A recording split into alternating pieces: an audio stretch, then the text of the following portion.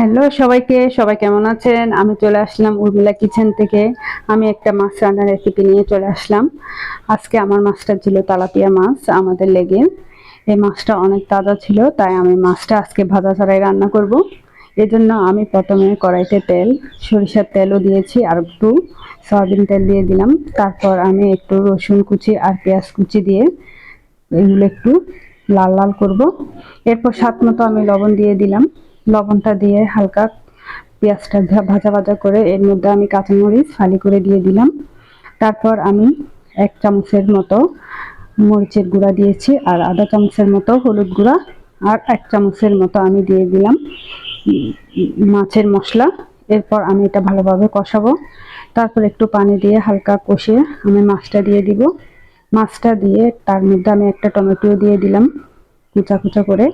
এরপর টমেটোটা দিয়ে হালকা ওলটপালট করে তার মধ্যে আমি একটু পানি দিয়ে দিয়েছি। পানিটা দিয়ে কিছুক্ষণের জন্য আমি রান্না করব। এরপর আমি ঢাকনা দিয়ে কিছুক্ষণ রান্না করার পর তারপর আমার মাছটা প্রায় হয়ে গেছে একদম অল্প সময়ে। এরপর আমি ধনিয়া পাতা দিয়ে গরম গরম পরিবেশন করব।